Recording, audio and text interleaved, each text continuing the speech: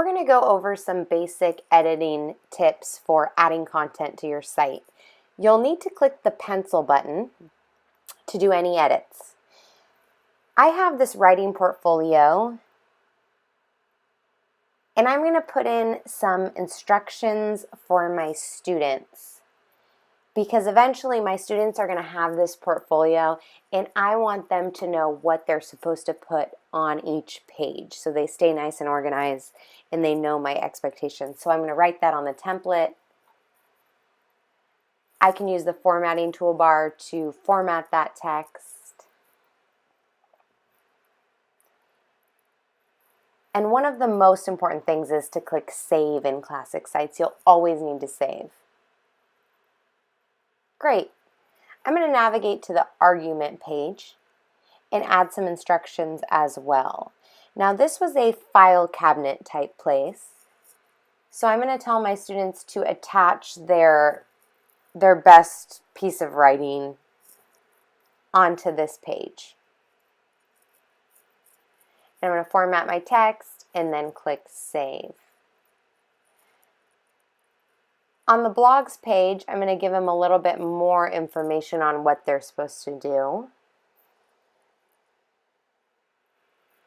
So I just clicked Edit. Now I'm typing in my instructions and my expectations for students.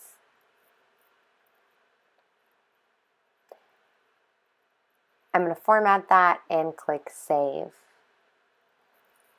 Now while we're in here, I'll show you how a student who is using this template would be able to add their artifacts. So let's go to the argument page, which is the file cabinet page. I'm going to click the Edit button, and I'm going to show you how they might add a file. They could also add a link or add something from Drive. Adding from Drive is actually probably the best. So they would search for their document, they would find it, and then insert it. And then they'll get a list. So if you have a lot of documents that are going to go on a page, a file cabinet page is nice for that.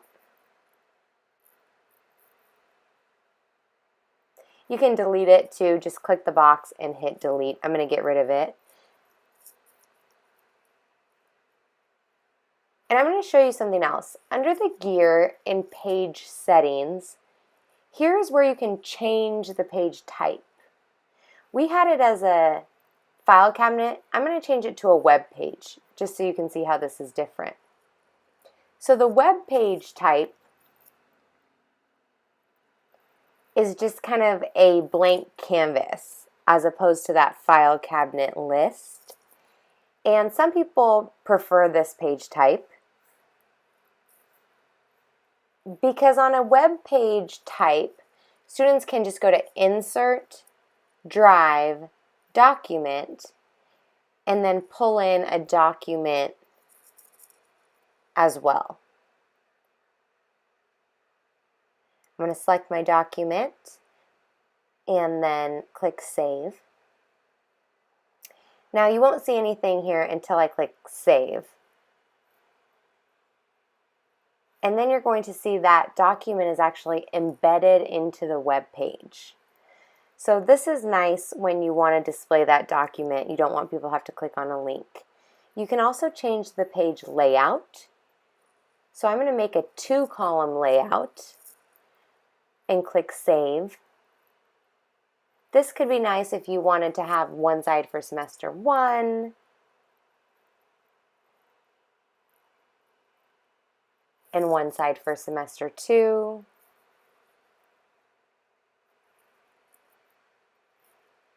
And you can pre-make these layouts so that your students know exactly where they should put their work.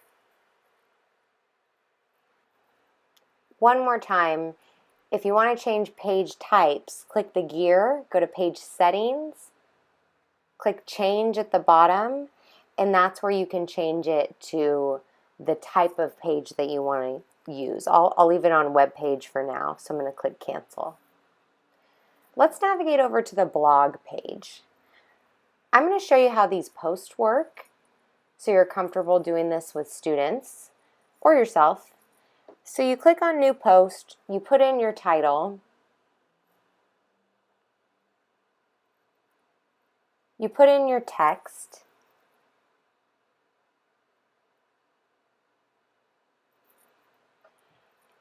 and you can also insert images or other items from Drive. I'm going to use Drive and get an image from Drive, and I'm going to put an image into my blog post. So I'll just pick a random image from in here just to show you how that works.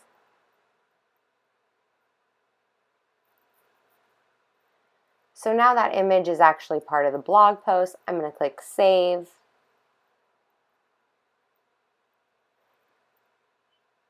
And you can see the post displayed here. The post makes its own page for the post. So under blog, you see I have something that says My First Post. And every time you post, it just goes right under there. And this is what the main blog page would look like, and posts would just keep going and keep going on this page. I can go back in here and edit and just resave it. And if I want to delete the post entirely, I'm going to delete the page that the post created. And that's just the basics of editing. There's much more to it, but that'll get you started for now.